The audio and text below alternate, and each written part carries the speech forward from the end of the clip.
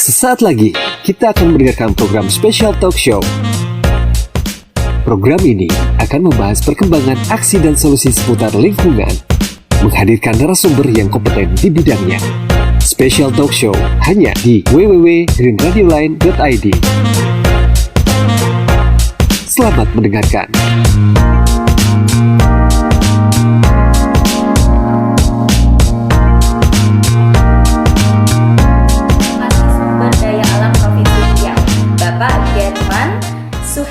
Suhafti Hasibuan Eshut MM.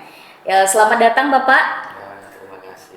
Terima kasih untuk kedatangannya, dan juga di sini kita juga ada Abang Febri Anggriawan. Selamat malam, terima kasih sudah hadir. Dan selanjutnya kita juga ada dari YAPK, yaitu Yayasan Pendidikan Konservasi Alam, Bapak atau Mas Agustinus Wijayanto selaku Direktur dan Manajer ITHCP YAPK. Selamat datang Bapak, terima kasih sudah hadir. Oke, nah kita juga ingin menyampaikan bahwa salam, bersambut salam ya kepada studio podcast Swarimba yang juga terlibat di hari ini.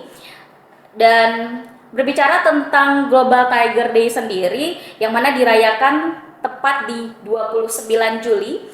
Kita merayakan salah satu hewan yang paling ikonik nih sahabat Green, yang dihormati dan juga yang paling dicintai di dunia.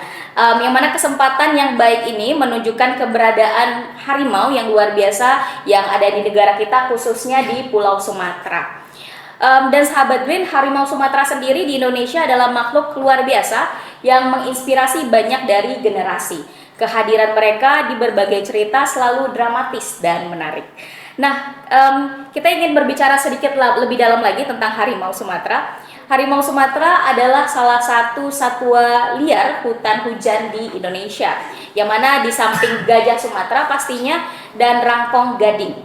Spesies luar biasa ini hidup di hutan hujan tropis dengan daerah di daratan rendah yang sangat penting bagi dunia. Jadi tidak hanya untuk Indonesia, harimau Sumatera juga berperan sangat penting di ekosistem dunia, sahabat Green. Hutan hujan tropis adalah dataran rendah yang penting di dunia, yang tidak hanya menjadi tempat yang luar biasa bagi satwa liar, tapi juga tempat hidupnya salah satu datuk yang hidup di kawasan hutan, yang mana di sini kami sebut juga dengan SM Rimbang Baling, yang kita menyebutnya datuk. Tempatnya harimau yang mana mempertahankan nasib hutan kita. Tidak hanya mempertahankan ini sahabat, ini juga pilihan yang tepat untuk kita buat kali ini untuk berdialog memperingati Hari Harimau dan bagaimana harapan kita untuk harimau tetap ada di ekologi kita, sahabat Green. Nah, mungkin daripada saya anggurin nih ya narasumber kita, mungkin saya ingin bertanya sedikit ke Pak German. Kira-kira Pak, kita nih di Riau dikagetkan dengan kasus misalnya harimau yang berkeliaran di perkebunan sawit yang kemudian menerkam manusia. Situasi ini apakah menunjukkan bahwa harimau dalam kondisi terdesak? Bagaimana? Ya, yang di Kabupaten Siak, sesungguhnya kalau lokasi kejadian betul bahwasanya itu berada di area perkebunan sawit usaha. Ya. Nah, tetapi ketika kita coba overlay kan ya lokasi kejadian ke kantong habitat harimau yang ada di Provinsi Riau, ternyata lokasi kejadian tersebut, kebun sawit tersebut merupakan bagian dari kantong habitat Semenanjung Kampar. Artinya kalau memang lokasi tersebut merupakan kantong habitat, tentunya ya sudah lazim kehadiran harimau ada di situ, kan begitu. Pertanyaannya kemudian, kalau di situ merupakan habitatnya harimau, apakah tidak boleh dimanfaatkan, kan gitu ya? Jadi mestinya kalau misalnya lokasi tersebut menjadi habitat harimau, ya layaknya seyogyanya gitu ya, itu kalaupun dimanfaatkan harus berkesesuaian dengan keberadaan harimau. Ya contohnya misalnya ya, kalau itu area perkebunan sawit, mestinya itu menjadi HCV-nya sawit itu, karena di peraturan Kementerian Pertanian juga menyampaikan seperti itu. Itu yang pertama. Yang kedua, kalaupun misalnya tetap lokasi tersebut harus ditanam sawit, ya berarti kan perlu membuat SOP terhadap karyawan secara ketat, kan begitu ya. Misalnya kalau karyawan bekerja, ya harus secara berkelompok, tidak boleh sendiri-sendiri. Kemudian waktu-waktu kerjanya juga diusahakan gitu ya, tidak pas waktunya harimau aktif. Kan harimau aktif itu dari sore hari sampai pagi hari, artinya dia itu malam hari aktifnya. Kemudian ya sebisa mungkin ya mestinya ya lokasi pemukiman karyawan juga tidak dilokasikan di tempat jantungnya lokasi harimau tersebut, kan begitu, sehingga tidak ada interaksi negatif yang mengakibatkan korban seperti itu. Tentunya kita dari KSDA gitu ya sangat prihatin dengan kejadian kemarin.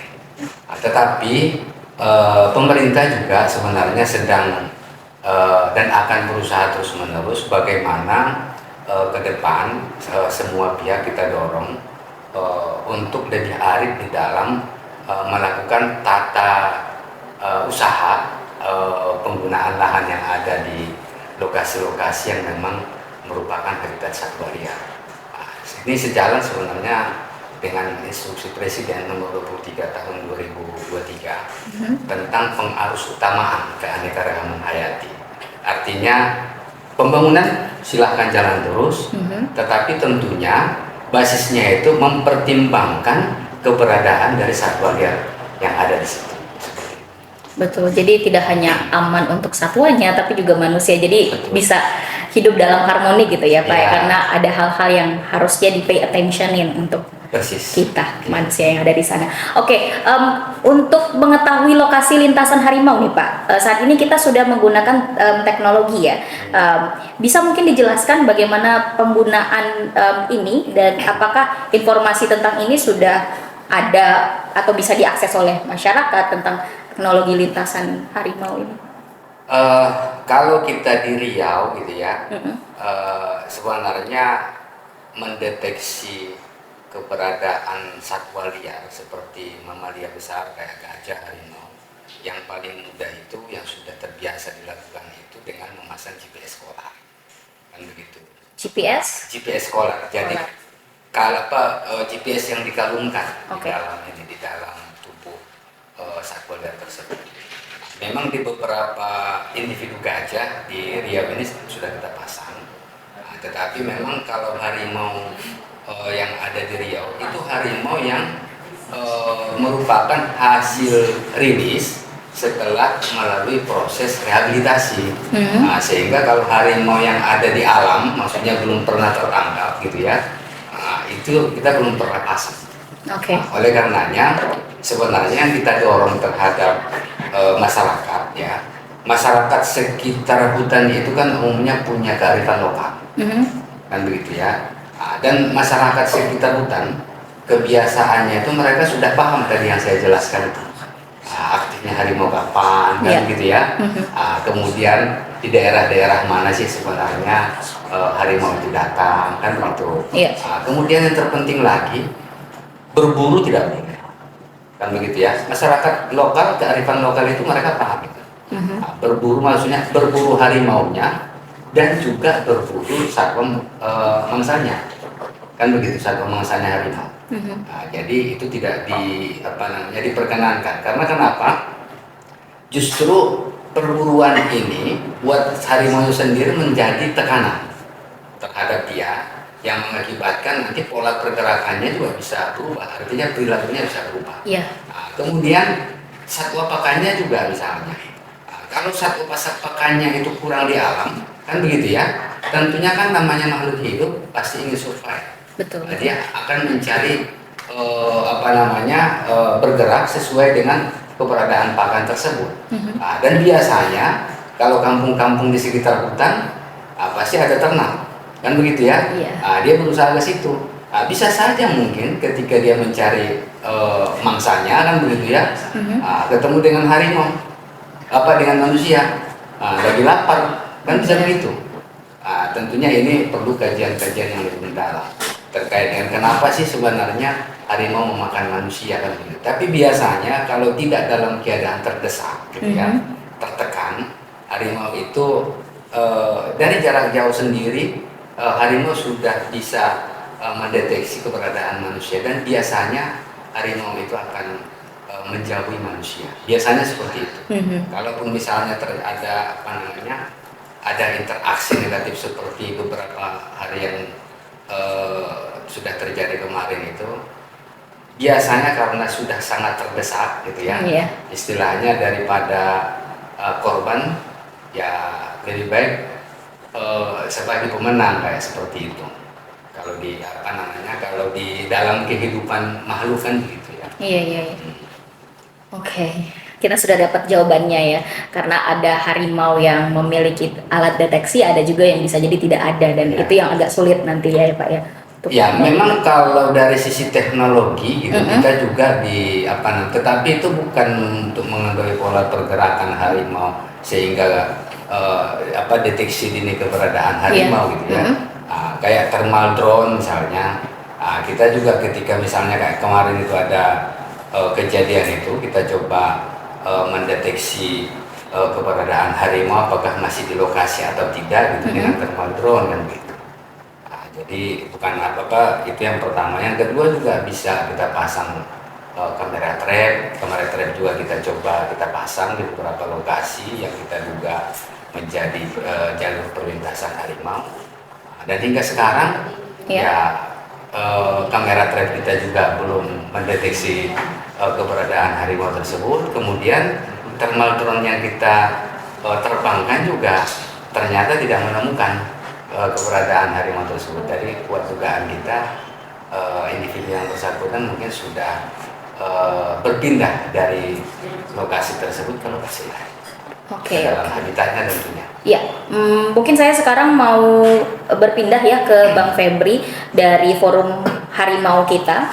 Dari catatan FHK sendiri Bang, konflik manusia dan harimau khususnya di Riau, apakah meningkat drastis atau mungkin terjadi situasi tertentu yang memang terus ada hingga hingga tiada henti gitu loh, kasus-kasus begini?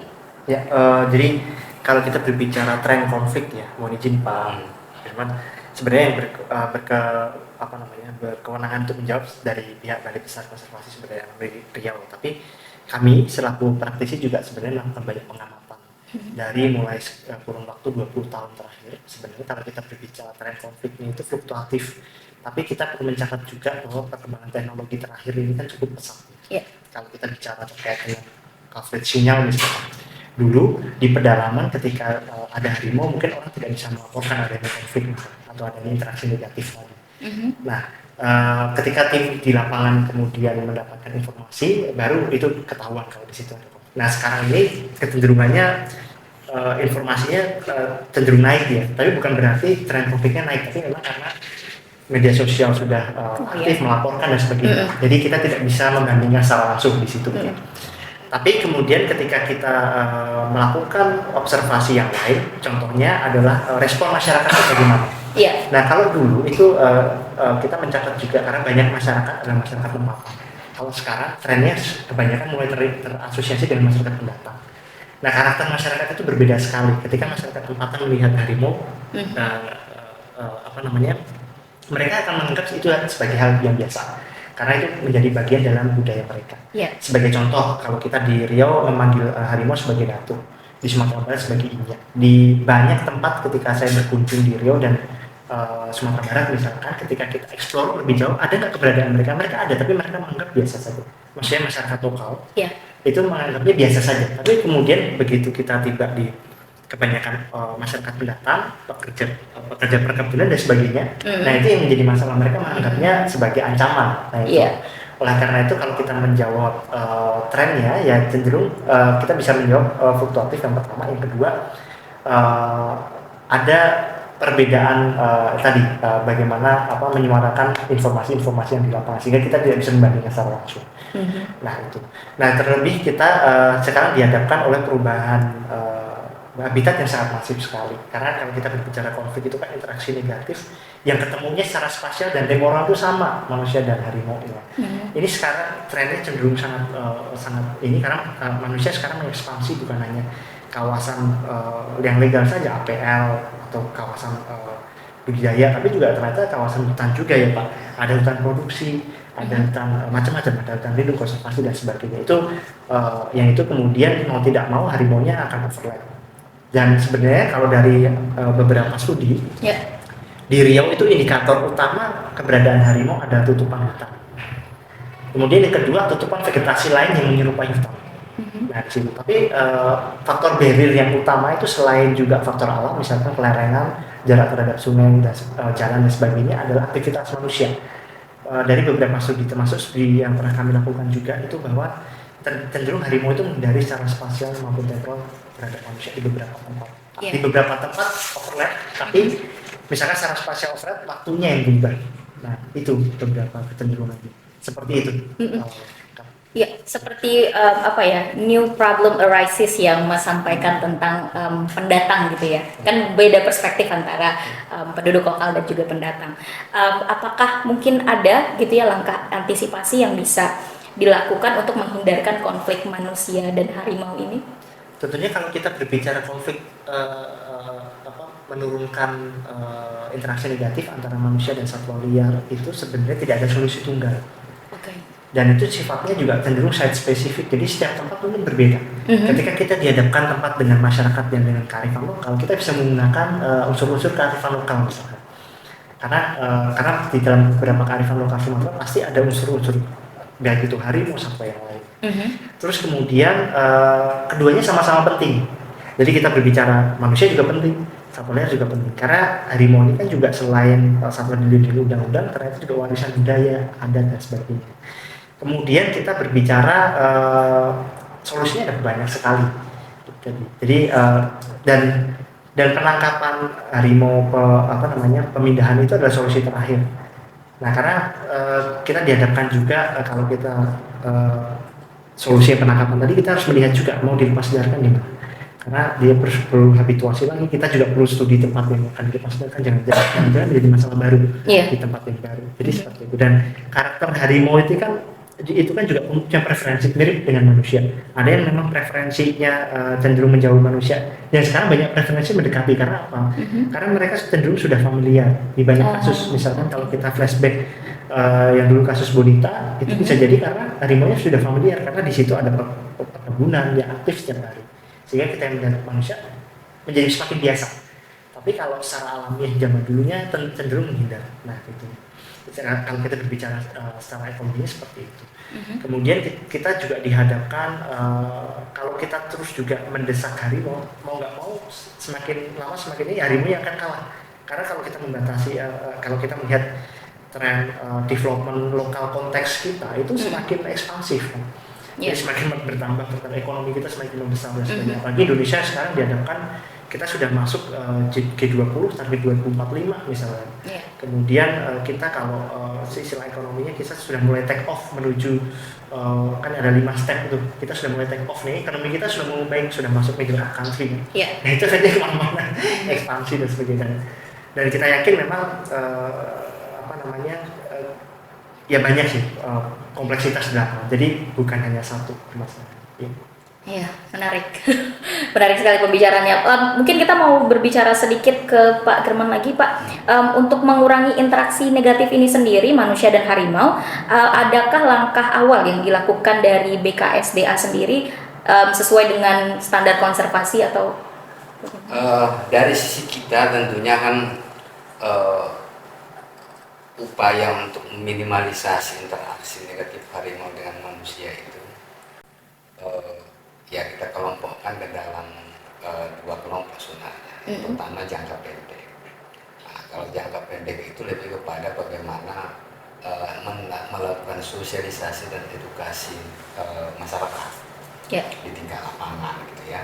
Nah, misalnya terkait dengan masyarakat yang di sekitar kawasan hutan yang notabene menjadi habitat dari harimau itu sendiri, ya kita edukasi ya seperti tadi saya sampaikan.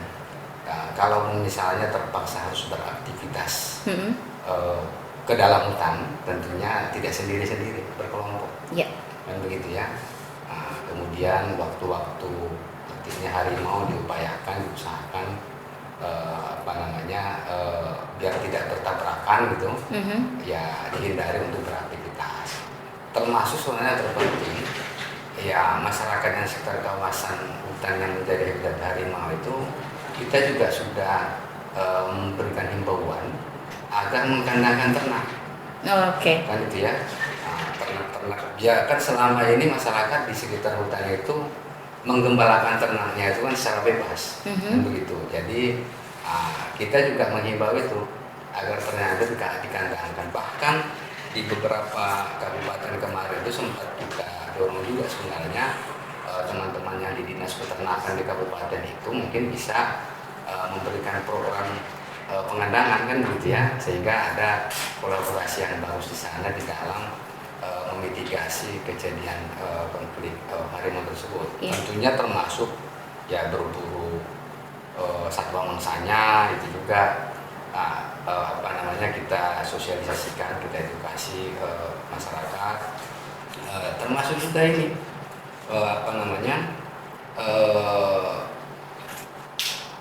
biasanya harimau itu kan senang sekali yang namanya lokasi-lokasi yang semak belukar begitu itu.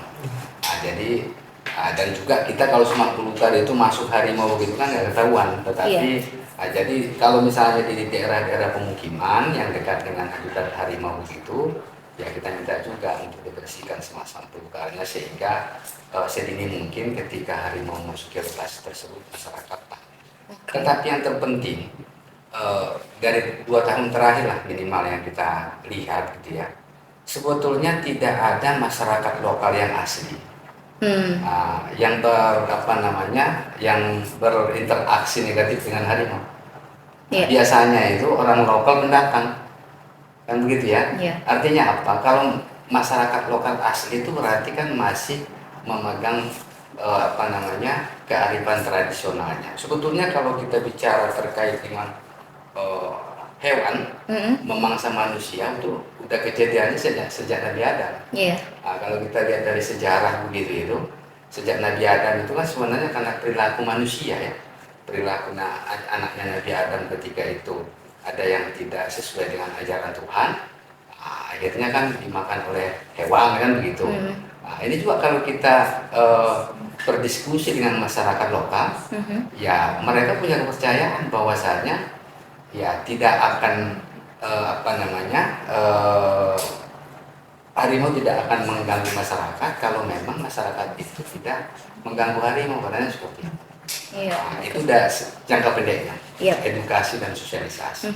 Sebetulnya jangka panjang itu sebetulnya kita harapkan sebagaimana juga tadi saya sampaikan, bagaimana ke depan ya, kita bersama-sama semua pihak mengalokasikan ruang kan gitu ya, ruang terhadap harimau, terhadap satwa liar, bukan hanya harimau gitu ya, gajah pun mungkin butuh ruang kan, demikian juga satwa liar yang dilindungi lainnya. Nah, jadi dialokasikan ruang. Nah, ada misalnya lokasi-lokasi yang memang betul-betul ya sebagai kawasan lindung, nggak boleh budidaya gitu ya. Dan juga ada lokasi-lokasi walaupun dia kawasan budidaya, tetapi ketika dia dimanfaatkan, tentunya kan harus memperhatikan keberadaan dari satwa liar tersebut. Dan hal ini tentunya kan ya nggak bisa dilakukan sendiri oleh KSDA. Kan gitu ya. Sebetulnya kalau di dalam peraturan Menteri Kehutanan terkait dengan pedoman mitigasi konflik antara manusia dengan satwa liar itu sudah diatur ya. Ada namanya tim koordinasi. Tim koordinasi itu ya, itu bahkan ketuanya itu di provinsi gubernur itu. Kenapa harus gubernur? Karena di dinilai gitu ya bahwasanya gubernur lah yang bisa menggerakkan semua komponen unsur-unsur yang ada di dalam provinsi itu. Nah, termasuk tadi yang saya bilang bagaimana ke depan ya mengalokasikan ruang kan begitu ya, ruang untuk satwa liar, ruang untuk budidaya kan begitu. Nah, jangan misalnya sudah jelas-jelas kita tahu bahwasanya lokasi tersebut merupakan habitat dari satwa liar, tetapi dari sisi perizinan diberikan izin yang tidak berkesesuaian jenis usahanya itu dengan keberadaan satwa liar itu sendiri.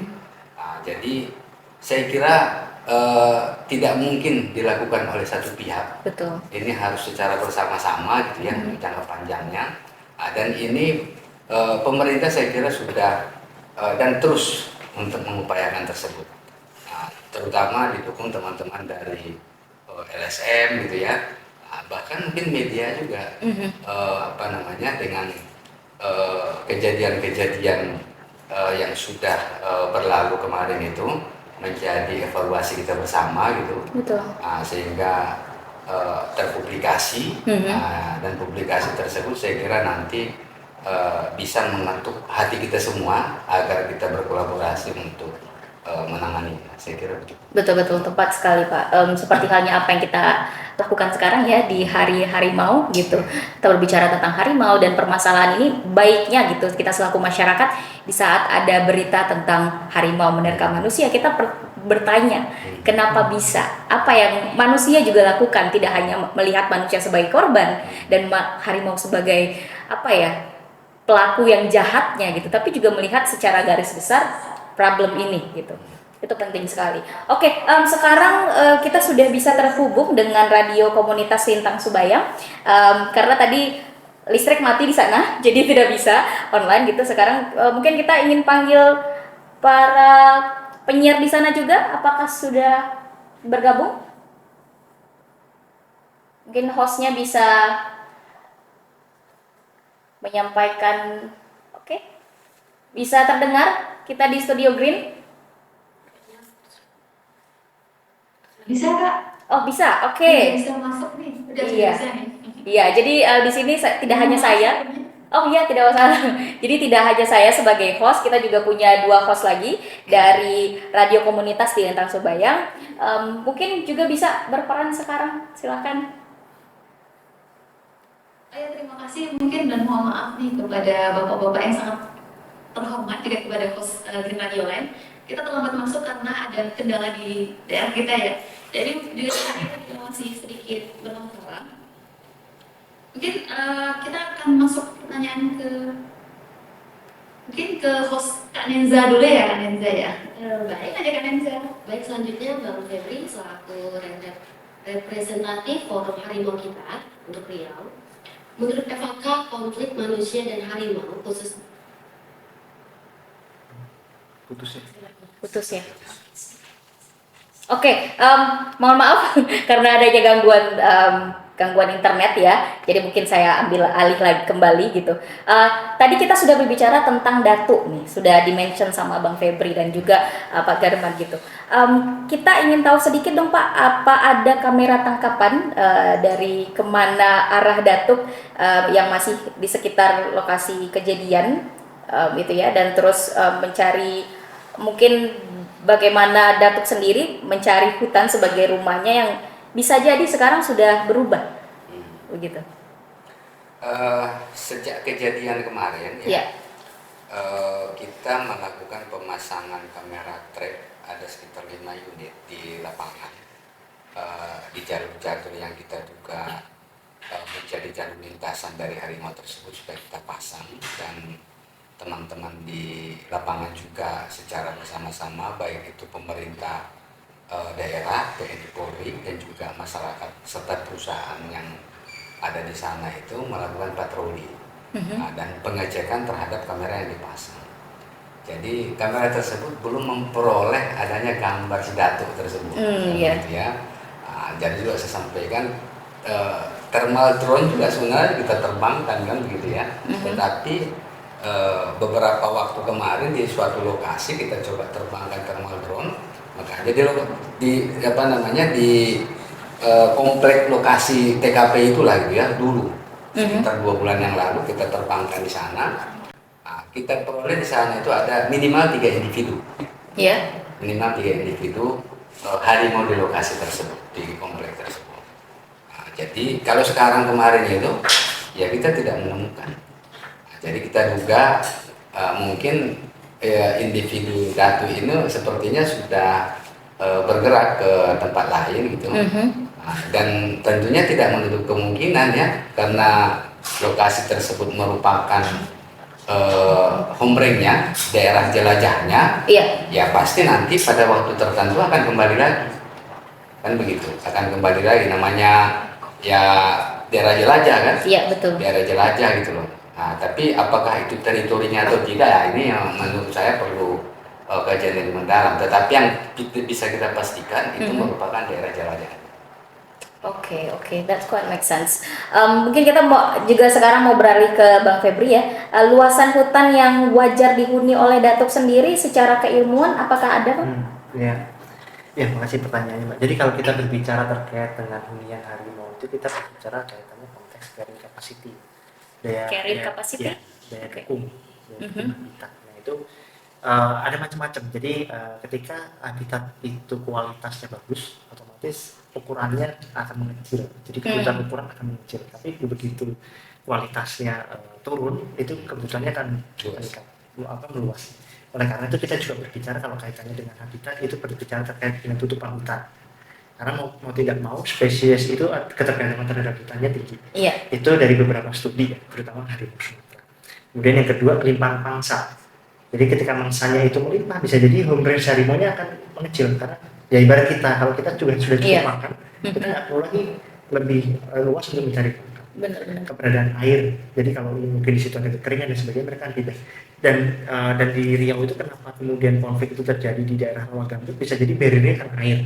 Begitu air naik, mereka cari tempat kering atau sebaliknya. Maksanya juga demikian, cari tempat kering. Itu sifat naluri alami karena mereka bukan hidup di dalam air. Iya. Walaupun mereka butuh air, tapi ada batasan tertentu mereka akan menghindari air yang lebih jumlahnya banyak sekali. Terus kemudian yang keempat itu interaksi sama harimau. Artinya begini, ketika kita berbicara di situ makanya cukup tutupan bagus, nggak ada harimau yang lain. Kan itu harus cari pasangan dan sebagainya. Itu mempengaruhi home range, wilayah jelajah. Yang kelima adalah aktivitas atau ancaman. Jadi begitu di situ ada ancaman dan sebagainya, mereka juga akan berubah itu. Jadi kalau kita berbicara konteks home range itu kan wilayah jelajah. Itu bisa satu harimau dengan yang lain akan overlap ya. Iya. Tapi bicara teritori itu lebih mengecil lagi. Kalau kita konteks teritori ya rumah kita ini. Nah, nanti di dalam teritori itu biasanya ada kawasan intinya. Jadi misalkan kalau di rumah, di ruangan ini ya tempat duduk ini kawasan inti. Jadi setiap hari kalau kita pengen menjumpai harimau di situ. Nah, ini juga konteks tadi pemasangan kamera trap yang disampaikan oleh Pak Gerson tadi, Pak German. Pada dasarnya beberapa kamera trap itu tidak mendeteksi karena memang pertama kita mensurvei di tempat yang mungkin di wilayah jelajah tadi, belum tentu dia akan melewati terus. Iya. Wilayah jelajah itu dia berkala, bisa jadi sebulan sekali. Lama juga ya? Iya, bisa jadi seminggu sekali. Ini tergantung dengan tadi karakter habitat, carrying capacity dan sebagainya. Terus kemudian makanya kalau teman-teman melakukan studi kamera trapping itu biasanya didahului dengan survei sebelumnya, biasanya ada informasi masyarakat. Kalau mereka bisa menentukan daerah teritorinya atau daerah yang memiliki probabilitas yang sangat tinggi, misalkan dia jalur satuannya satu, nah itu biasanya berpotensi untuk mendapatkan foto atau gambar harimau dan sebagainya. Nah, karakter-karakter itu yang harus mendasari kita juga untuk bagaimana kita merespon terhadap konflik, karena konflik itu kan betul tadi kita juga berbicara menggunakan banyak metode yang berbeda ya. Terus kemudian kita juga harus berbicara scientific evidence dan studi sebelumnya dan sebagainya. Terus juga kita belajar masyarakatnya bagaimana. Itu yang harus kita kombinasikan. Maka tugas berat sebenarnya Balai Besar Konservasi Sumber Daya Alam Riau itu juga tugas berat yang berat. Jadi bukan hanya satwa hutannya ya Pak, tapi juga orangnya juga. Dan itu pun orang pasti kalau konotasi negatif ya Pak ke pemerintah. Nah itu yang sebenarnya mau tidak mau ini menjadi tanggung jawab bersama. Benar Bapak tadi sampaikan bahwa ini tanggung jawab banyak pihak karena ya yang hidup juga bukan kita, bukan pemerintah saja yang di sini berkepentingan, tapi juga masyarakat. Betul sekali. Oke, mungkin kita juga mau menyapa Pak Agustinus ya yang sudah lama kita anggurkan ini, mohon maaf Pak. Iya, Mbak-mbak dari Radio Lintas Sebaya bisa mendengar saya, bisa kembali terhubung?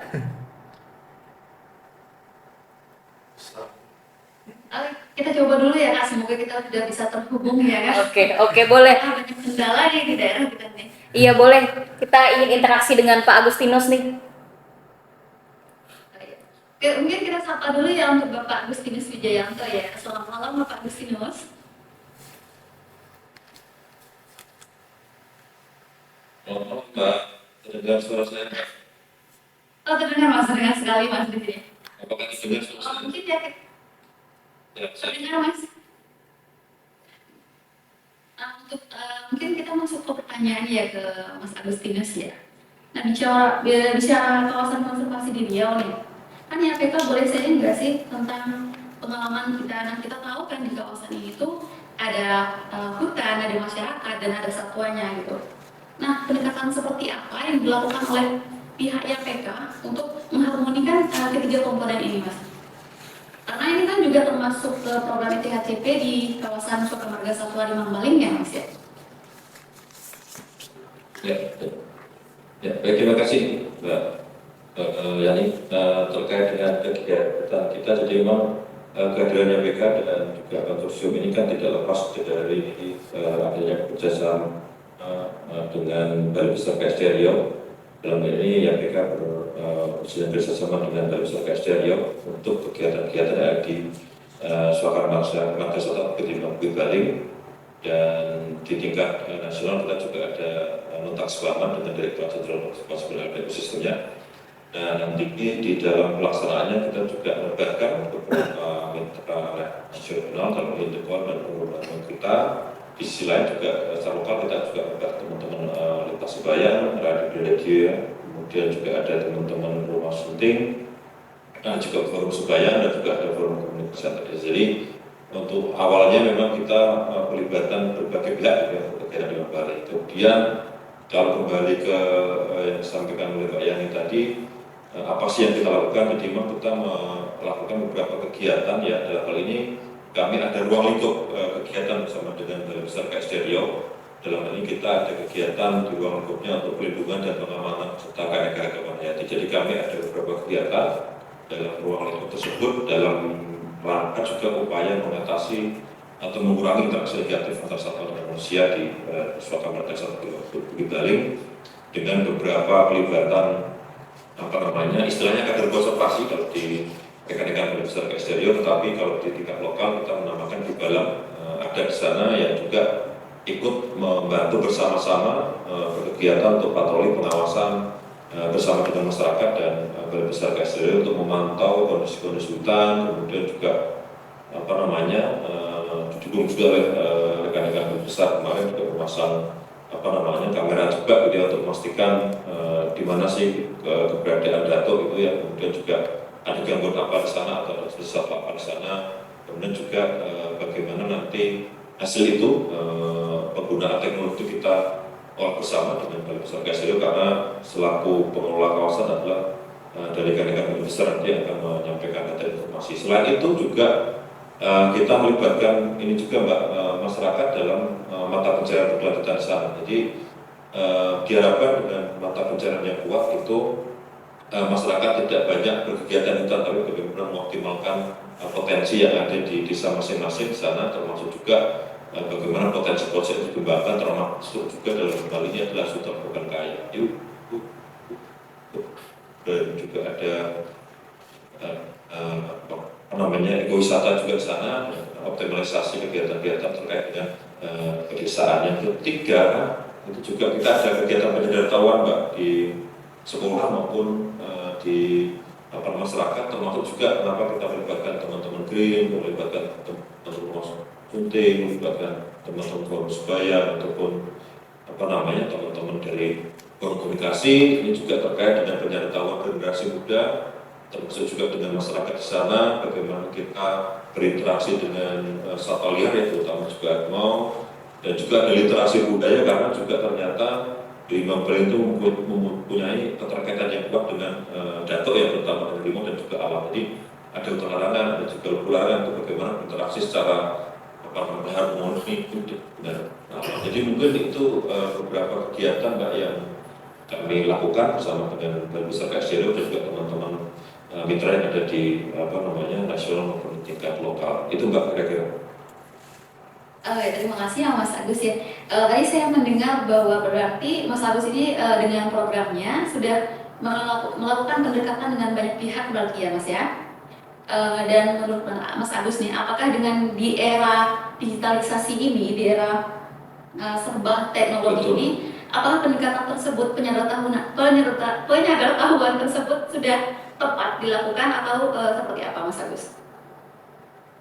Ya, itu makanya kenapa kita juga menjaring generasi milenial, Mbak Yani dan teman-teman, karena ini kita juga menggunakan teknologi terkini ya, dengan podcast, dengan citizen, jurnalisme dan segala macam melalui media-media digital ataupun sekarang gadget ya, itu sangat cepat sekali untuk memberitakan informasi-informasi yang ada di lapangan dan juga apa yang terjadi di sana, termasuk juga hal yang mungkin interaksi negatif ya dengan satwa liar juga cepat untuk diinformasikan. Dan ini juga sebenarnya menarik untuk membantu teman-teman Balai Besar ya, karena beliau punya call center kalau ada masalah dengan hutan, ada masalah dengan satwa liar, cepat juga untuk disampaikan ke beliau yang ada di Balai Besar. Jadi ini sangat erat kaitannya Mbak dengan teknologi, dengan gadget, dengan teman-teman milenial itu juga untuk peduli dengan lingkungan, peduli dengan konservasi, termasuk dari Sumatera secara lebih masif seperti itu Mbak.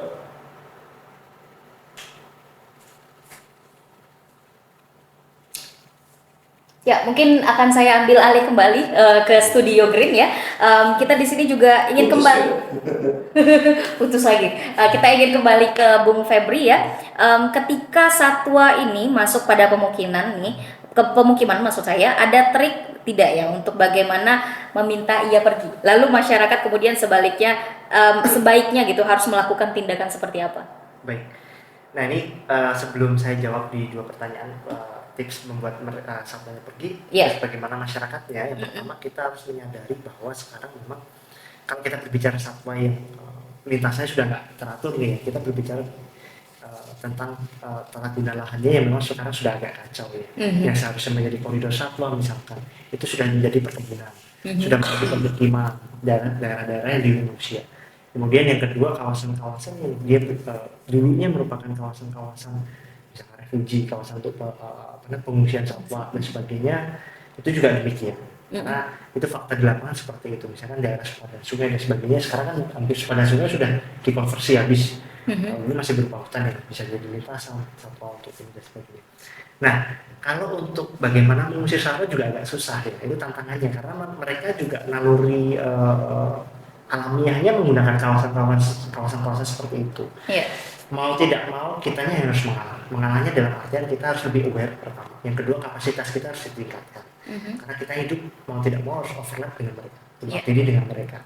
Nah, artinya apa? Kesiapan kita dari knowledge kita, awareness kita harus ditingkatkan. Kedua, infrastrukturnya juga harus kita. Misalkan kalau kita berternak di situ, jangan dilepasliarkan ternak kita, tapi dikandangkan dengan kandang yang aman. Bagaimana permukiman kita juga dipakai dan sebagainya. Hal seperti itu. Ya kalau kita berbicara legalitas dan sebagainya kan sangat kompleks sekali, tapi kita berbicara kondisi situasinya seperti itu. Kemudian kita juga harus belajar teknik-teknik pengusiran satwa. Jadi teknik pengusiran satwa juga tidak simpel. Kita harus melihat juga satwa itu diusir ke arah mana. Kita juga harus dengan senang hati di kawasan-kawasan itu nggak dipapet habis misalkan. Kita harus sediakan tempat mereka juga untuk jalur berpindah dan sebagainya. Nah itu sih kalau secara umum. Nah terkait dengan tadi ya yang masyarakatnya ya, bagaimana ya tadi kiat-kiatnya masyarakatnya dari ini harus lebih aware, kapasitasnya harus ditingkatkan dan dukungan infrastruktur. Dan tentunya ini juga menjadi peran bersama, baik itu dari pemerintah maupun kami praktisi, kami juga sebenarnya baik itu ada beberapa teman-teman yang turun langsung di lapangan membantu pemerintah. Kemudian otoritas dalam hal ini, kemudian yang kedua juga kami menyusun panduan-panduan. Contohnya panduan penanggulangan konflik manusia dan harimau itu ada di nasional, itu turunan dari P48 2008 ya. Itu kaitannya dengan kebijakan pemerintah diturunkan ke level teknis bagaimana, itu ada semua. Dan kami juga dengan senang hati ketika diminta untuk berbagi kiat-kiatnya, memberikan pelatihan juga kami akan senang hati membantu banyak pihak untuk ya itu. Yang diharapkan ya kita akan konsistensi ya. Konsistensi artinya bisa hidup berdampingan manusia, satwa yang tentunya juga untuk generasi saat ini dan yang akan datang. Ya. Oke. Well put sekali apa yang disampaikan gitu ya. Tapi kita juga penasaran nih, apa sih yang sudah dilakukan teman-teman FHK gitu ya untuk mencegah harimau kembali ke habitatnya yang mana itu tidak lagi bisa menjadi habitat. Apakah bisa dipahami pertanyaan saya? Oke. Ya. Habitat yang sudah rusak, terganggu dan sebagainya. Iya, betul sekali. Nah itu agak tricky ya. Jadi kita harus berbicara pendekatannya seperti apa dulu. Kalau pendekatan represif ya tentunya itu yang paling ideal. Tapi ketika kita berbicara faktanya, ada unsur kemanusiaan, ada unsur apa, nah itu ya harus pertimbangan yang lain. Jadi kalau represif jelas ya, orang datang di situ kan salah tuh, itu yang harus memang direlokasi misalnya orangnya. Tapi begitu sudah ada orang, makanya kemudian di beberapa tempat itu habitatnya kita buat rancangan-rancangan zonasi misalnya. Jadi memang kalau sudah ada manusia ya sudah dibatasi, itu lokasi yang ada manusia untuk budidaya dan sebagainya. Untuk harimau misalkan menjadi kawasan yang memang khusus untuk harimau, kawasan lindung setempat dan sebagainya. Nah itu. Dan tentunya memindahkan harimau itu bukan menjadi solusi, karena mau nggak mau mereka pasti akan kalah terus, manusia akan bertambah. Nah itu yang harus dipertimbangkan, bagaimana kemudian manajemen di tingkat tapaknya yang diperbaiki. Kemudian pelibatan para pihaknya, kapasitasnya dan infrastrukturnya juga yang harus diperbaiki. Jadi kurang lebihnya singkatnya seperti itu. Iya. Tapi pastinya lebih kompleks daripada itu ya, pelaksanaan teknisnya di lapangan gitu. Oke, kita kembalikan lagi mungkin ke radio komunitas Lintas Subayang. Bisa terhubung?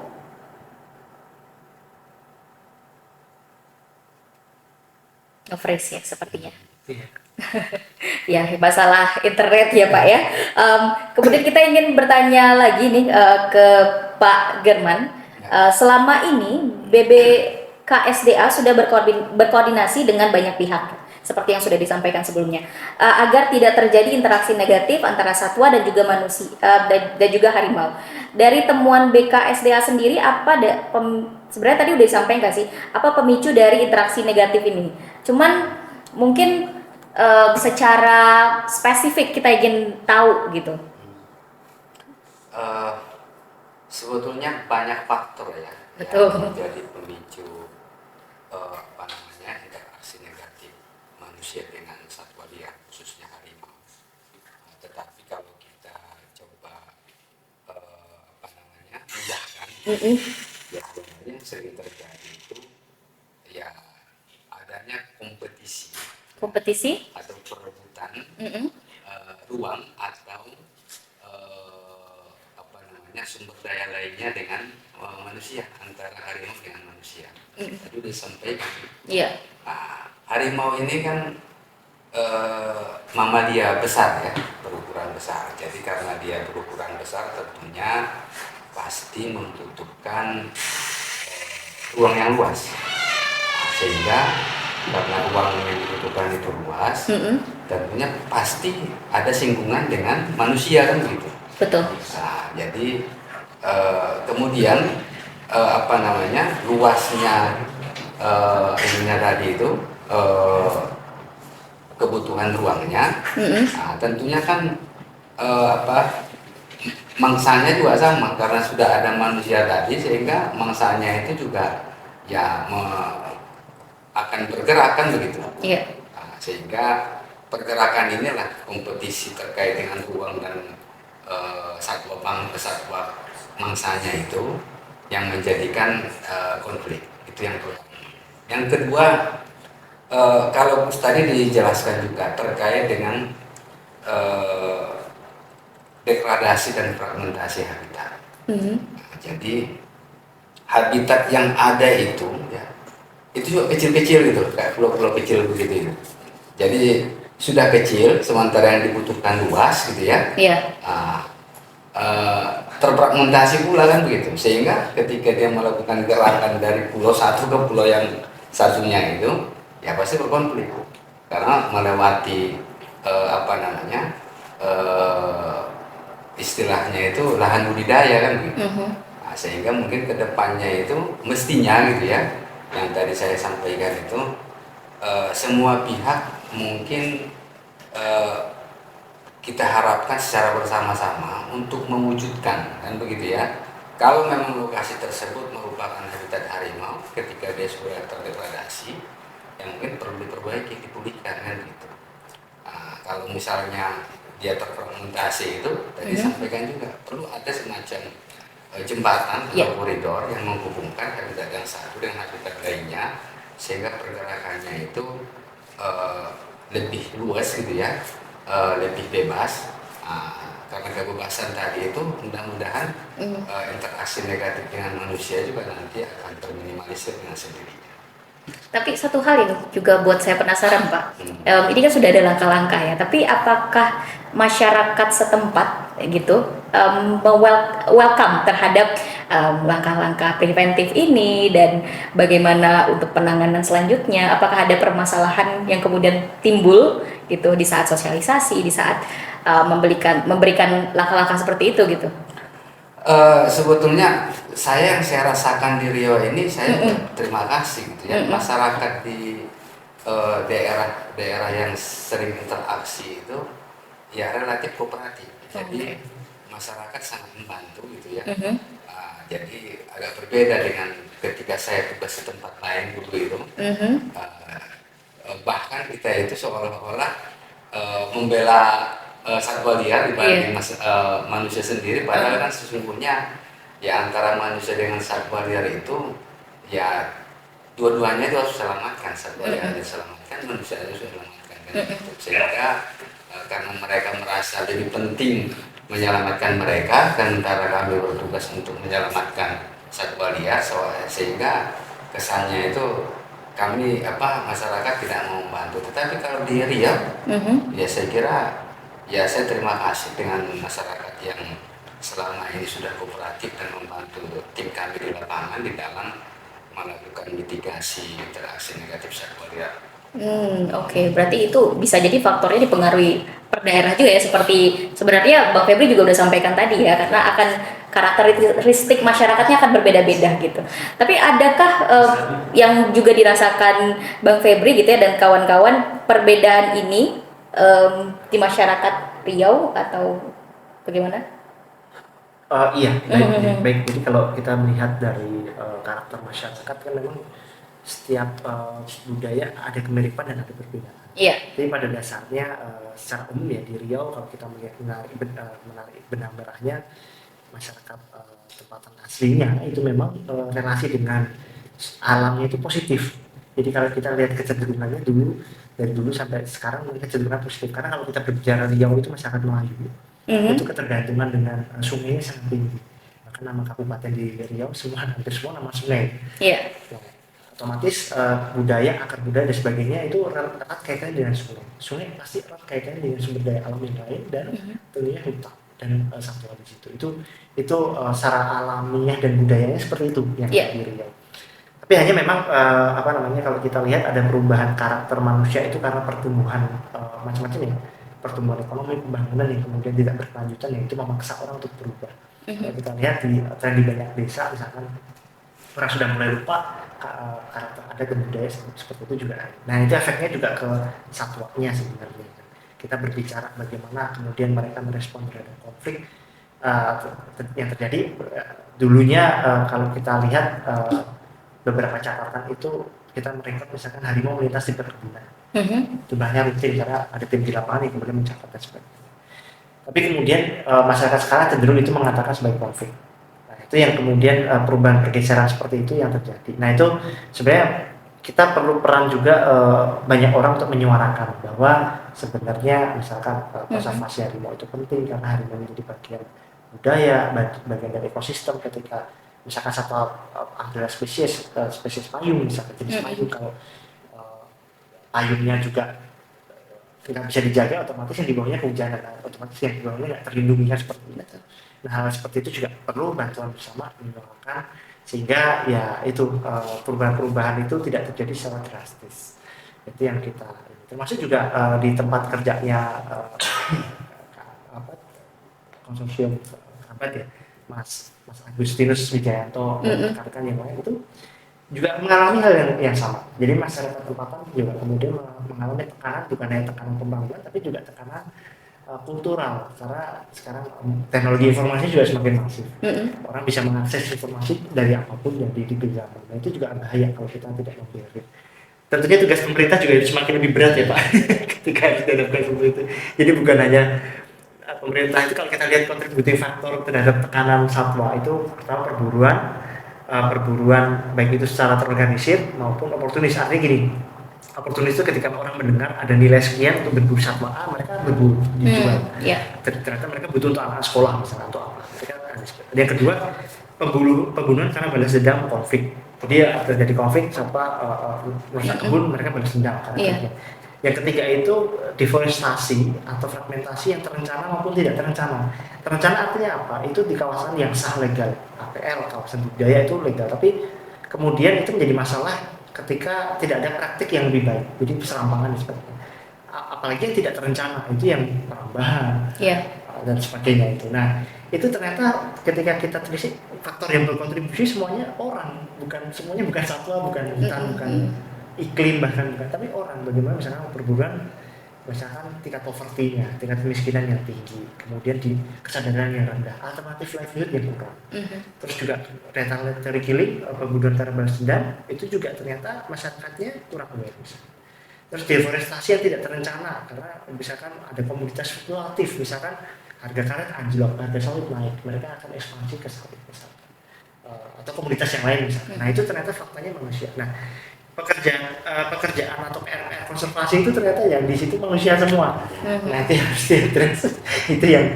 itu problemnya. Makanya tadi kegiatannya Mas Agustinus Wijayanto, saya panggilnya Om Ali, itu menyasar manusia.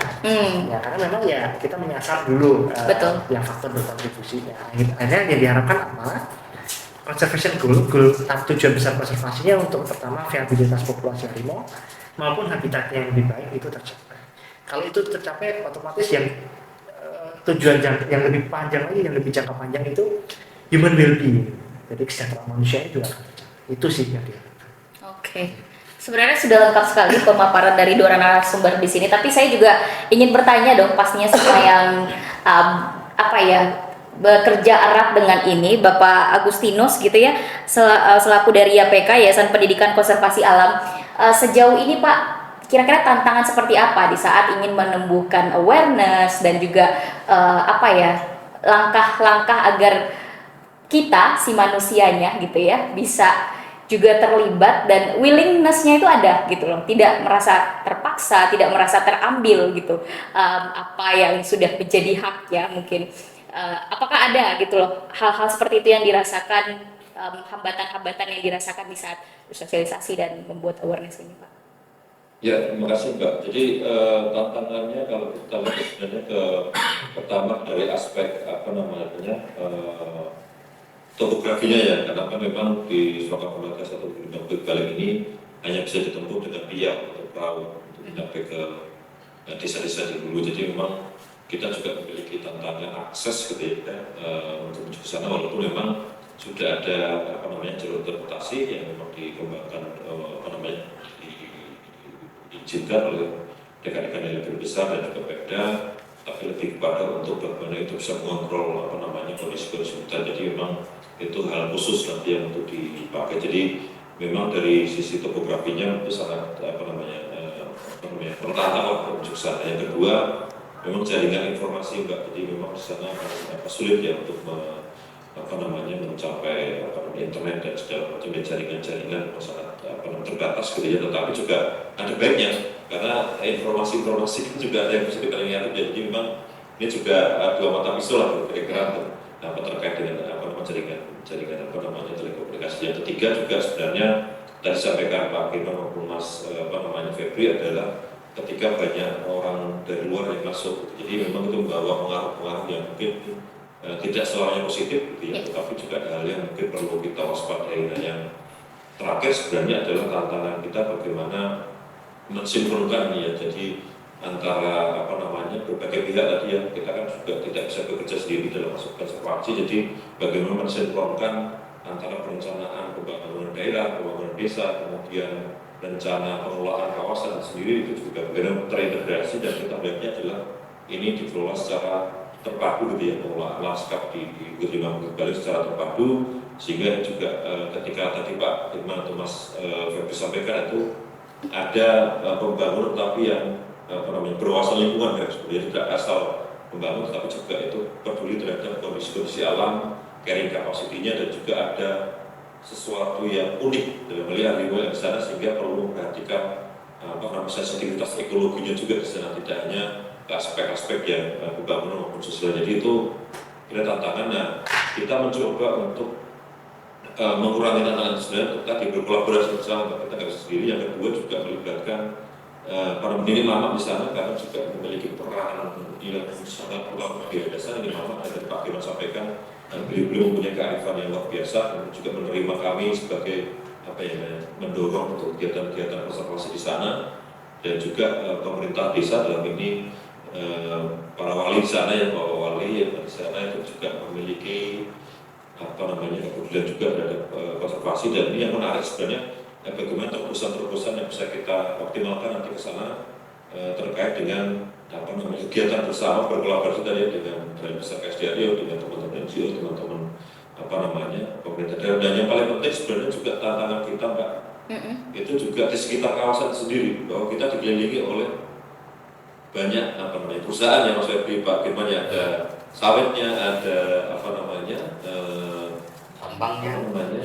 pulp and paper ya gitu. Jadi tantangannya cukup banyak gitu ya. Jadi kompleks di dirinya. Salah satunya adalah bagaimana mendekati para perusahaan ini juga untuk peduli dengan harimau, dengan alam, dengan masyarakat. Jadi melalui kerjasama tadi ya dengan berbagai pihak, termasuk juga dengan perusahaan itu, untuk menimbulkan empati terhadap konservasi dan juga masyarakat melalui kegiatan-kegiatan yang sampaikan Pak Firman tadi dengan CSR dan segala macam. Itu juga bisa, selain juga tantangan tapi juga jadi peluang gitu. Mereka juga bisa kita libatkan dalam aspek konservasi, baik itu untuk yang di sekitar kawasan yang maupun dengan di dalam. Nah, di dalam ini sudah menjadi hak prerogatifnya teman-teman besar seperti apa ini, tapi bisa didorong diskusi lebih lanjut untuk bagaimana mengoptimalkan kegiatan-kegiatan mendukung konservasi di warga sekitar.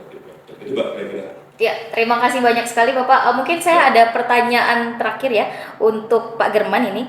Mitra strategis selama ini sebagai perpanjangan tangan dari pemerintah khususnya Riau ya dalam menjaga kawasan konservasi.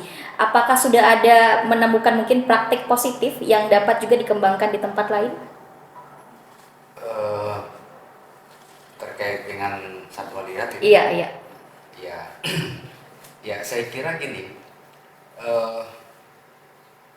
Kita memang kalau terkait dengan harimau kita belum ada semacam praktek positif bersama dengan masyarakat itu. Tetapi kalau terkait gajah, desa peduli gajah itu di Riau sudah ada. Nah, jadi benar-benar ketika misalnya gajah itu melewati wilayah mereka, masyarakat ini secara bersama-sama melakukan mitigasi konflik gitu ya terhadap kehadiran gajah tersebut tanpa harus melukai gajahnya seperti itu.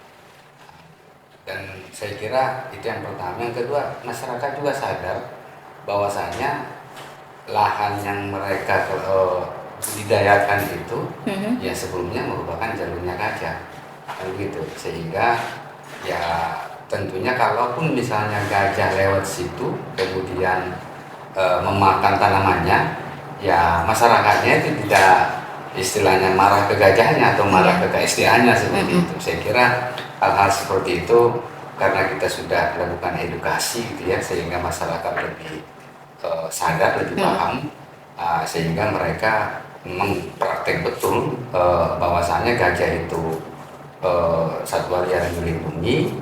Masyarakat yang datang ke wilayah areanya gajah gitu ya, sehingga tentunya bagaimana mengharmonikan keberadaan gajah dengan budaya mereka seperti itu. Apakah kemudian ini juga bisa diterapkan kepada harimau kira-kira Pak? Oh, saya kira bisa, sangat bisa gitu ya. Bahkan sebetulnya kalau di Riau ini kan seperti tadi disampaikan oleh Pak Agus, sebagian besar baik kawasan hutan maupun lahan yang ada di Riau itu kan diberikan terhadap izin konsesi HTI dan juga HGU kan begitu. Sehingga kalau kita bicara terkait dengan katakanlah kewajiban gitu dari misalnya pemegang HTI itu, mereka punya kewajiban untuk mengalokasikan sekian persen dari area HTI mereka itu untuk kawasan lindung, area lindung di wilayah HTI. Nah, dan itu dijadikan kalau di ininya itu kan wilayah HCV kan begitu ya, HCV-nya mereka. Nah, juga di HGU seperti itu juga ada kewajiban di ISPO ya. Nah, HGU perkebunan sawit itu ya harus membangun area HCV, area konservasi di wilayah kebun tersebut, dan juga melakukan monitoring dan pemantauan terhadap keberadaan satwa liarnya, serta melakukan mitigasi. Nah, saya juga agak heran juga dengan perusahaan yang kemarin yang lokasinya terjadi interaksi negatif itu gitu ya. Apakah memang mereka sudah mengalokasikan area HCV gitu di wilayah HGU mereka atau belum? Saya kira ini kita akan coba koordinasi dengan perusahaan sehingga lokasi-lokasi yang menjadi jalur-jalur harimau itu kita harapkan dijadikan area HCV-nya. Kalau misalkan tidak sebagai area HCV, ya penggunaannya itu berkesesuaian sehingga ada harmoni antara keberadaan kebun dengan keberadaan harimau di lokasi tersebut. Oke, terima kasih sekali Pak German ya. Mungkin sebelum kita mengakhiri talk show ini, kita juga ingin mendapatkan ya kata-kata kunci dari masing-masing narasumber kita tentang apa yang harus kita jaga agar alam dan manusia seisinya gitu ya hidup berharmoni. Mungkin ada closing statement dari Pak Agustinus dulu, silakan Pak. Ya, terima kasih. Jadi mungkin boleh dibilang besar lah, jadi bagaimana sebenarnya kita ini hidup harmoni dengan alam seperti itu. Jadi kita juga ketika memanfaatkan maka juga harus memikirkan hari ini dan yang akan datang. Jadi tidak hanya kita bicara manfaatnya hari, tapi juga bagaimana kita memberikan juga generasi-generasi kita yang akan datang. Jadi itu yang menjadi besar kunci bagaimana sebenarnya secara bijaksana dan berkelanjutan, tapi juga ingat bahwa kita masih punya tanggung jawab kepada generasi kita seperti itu. Termasuk juga satu liarnya, jadi tidak bisa juga kita merupakan bahwa kita hidup juga di berdampingan dengan mereka, sehingga apapun yang kita ambil maka itu juga akan menjadi persoalan ketika itu berlebihan seperti itu, Pak. Ya, terima kasih Pak Agustinus sudah bergabung bersama Green Radio Line malam ini dan closing statementnya. Kemudian kita ingin beralih ke Bang Febri gini ya. Hari ini kan juga berkesamaan dengan maksud saya Global Tiger Day gitu. Dan topik kita adalah upaya mengurangi interaksi negatif manusia dan harimau di Riau. Mungkin bisa sampaikan closing statement-nya? Baik, kalau kita berbicara keberadaan manusia dan satwa itu kan dari zaman dulunya kita sudah ada keduanya. Jadi artinya apa? Dan manusia itu sebenarnya kan kita diciptakan untuk menjadi pemimpin di dunia. Jadi ya kita harus mengambil keputusan yang sama-sama menguntungkan, baik itu untuk satwa maupun baik itu untuk manusia juga. Nah itu yang kita harapkan, dan tentunya upaya ini juga tidak hanya selesai untuk saat ini, kita harapannya juga akan meneruskan ke generasi kita yang akan datang, dan kemudian juga diharapkan semua orang akan terlibat, sehingga tujuan besar kita untuk konsistensi antara manusia, harimau dalam hal ini maupun satwa liar dan yang lain itu bisa terjadi. Seperti itu. Iya, terima kasih sekali Pak Febri untuk semua penyampaiannya tadi dan kehadirannya hari ini. Mungkin sebagai closing statement kita akan ke Pak Genman selaku Kepala BBKSDA Provinsi Riau. Kita sendiri mengucapkan banyak terima kasih Pak atas kehadirannya hari ini. Boleh Pak closing statementnya? Terkait dengan harimau tentunya dari sisi undang-undang kita kan merupakan satwa liar yang dilindungi. Ya. Nah, dilindungi karena dia terancam, sudah terancam punah. Nah, padahal saya kira kita tidak ada di antara kita yang tidak ingin meneruskan titipan itu terhadap anak cucu. Nah, oleh karenanya saya kira kalau kita ingin dihargai anak cucu kita sebagai generasi yang amanah gitu ya, bisa meneruskan titipan tersebut ke anak cucu kita, ya saya kira kita semua sama-sama ya mulai sekarang berikhtiar, berupaya, bekerja sama secara bersama bagaimana mengupayakan agar keberadaan harimau Sumatera ya satu-satunya sekarang spesies harimau yang dimiliki Indonesia yang tadinya tiga jenis gitu ya, sekarang tinggal harimau Sumatera. Jadi sama-sama kita menjaga dan melindunginya serta melestarikannya agar bisa kita teruskan ke anak cucu ke depan. Oke, luar biasa sekali. Saya mengucapkan terima kasih banyak untuk para narasumber yang ada di Studio Green dan juga Pak Agustinus yang sudah bergabung melalui Zoom.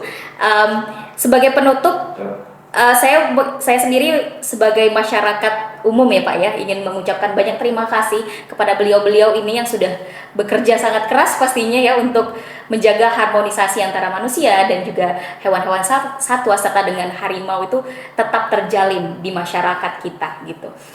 Dan sahabat Green, sekian dulu kali ini talk show kita dalam rangka Global Tiger Day 2024 2024. Terima kasih sudah menyaksikan. Salam Green Radio Line Beyond the Limit.